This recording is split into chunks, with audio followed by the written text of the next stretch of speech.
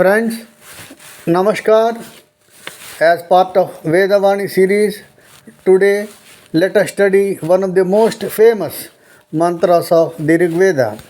It is contained in the Mandala 1, Sukta 89, and the mantra is the very first one.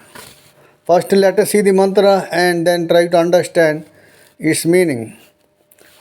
आनो भद्राः क्रतवो यन्तु विश्वदो दब्धासु अपरीतासवुद्भिदः देवानो यथा सद्मिद्वृथे असन्नप्रायुवो रक्षितारो दिवे दिवे.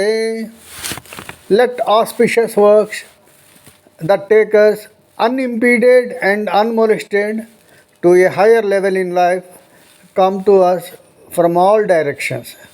May the gods that do not obstruct our progress but grant protection to us day by day be ever with us for our advancement.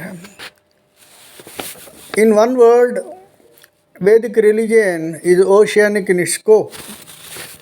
It is very flexible and very synthetic and Catholic. That is why the mantra says, let noble ideas come to us from all sides. Of course, without uprooting our own culture and values. We welcome new thoughts, philosophies, and perspectives both from East and West. This mantra is indirectly reflected in another famous mantra, Ekam Sat Vipra Bahudha Vadanti. The truth is one, but scholars interpret it in different ways. So there is no rigidity here. Many religions have this handicap of having a dogma, having a set of principles, and you cannot go beyond the scope of the same. But Hinduism is ever evolving. It takes in everything that is noble and good from every philosophy.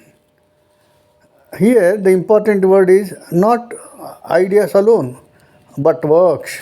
So, because they believed that both works and words both are important. And here,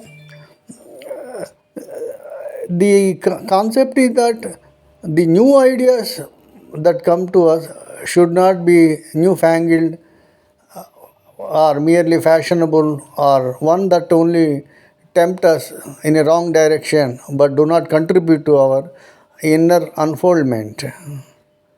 It should not suppress our spirit or make us dependent on them, but elevate us in our thinking process. That is why the Vedic religion is the broadest and most tolerant of religious philosophies. It is pluralism in its essence. It is another matter that today's situation is somewhat different, or our understanding of the concept of Hinduism has slightly got distorted. So, the spiritual foundation should not be lost sight of. And if you interpret any religious philosophy in a narrow perspective, then there is no scope for a collective endeavor for assimilating the best of ideas of civilization. There is no 360-degree view of things.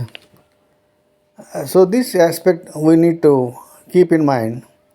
The problem today is we lost our moorings. Blind and mindless westernization has really cost us much. Their science and technology, they are welcome, but we need to hold on our own and hold our own in regard to our civilizational values. We need to know our inner and inherent strengths. And if we have that kind of approach, what I said earlier, the synthetic approach, then our religious philosophy, our spiritual foundations will keep getting strengthened all the time. And if you see at countries like America today, you have a rampant violent gun culture and other forms of disorganization, whether social or individual. And so, when you accept or invite ideas or philosophies from other societies, we need to remember our own deep rooted values and never lose sight of them.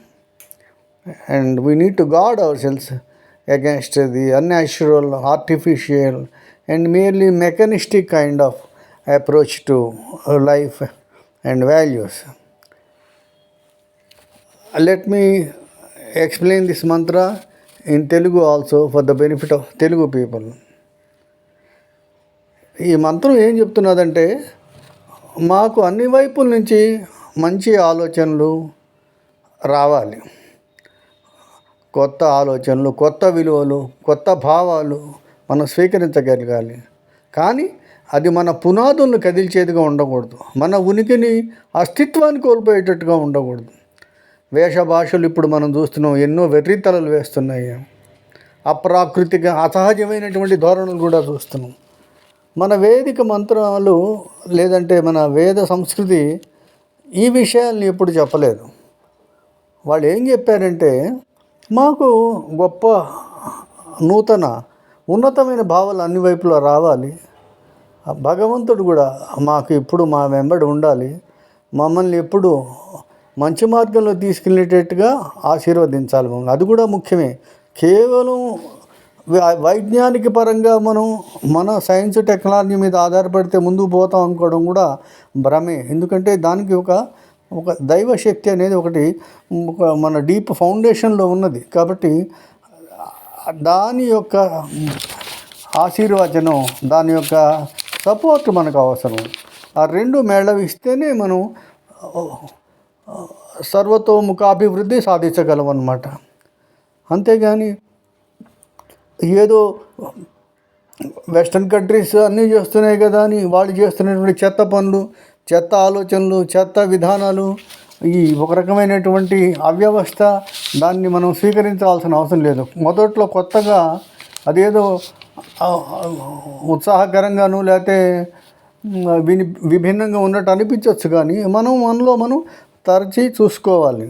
ఇది మన విలువలను, మన సంస్కృతిని కాపాడగలిగేది లేదా బలోపేతం చేయగలిగేదిగా ఉందా లేదా అని ఆలోచించుకొని ఏది మంచో దాన్ని స్వీకరించమన్నారు.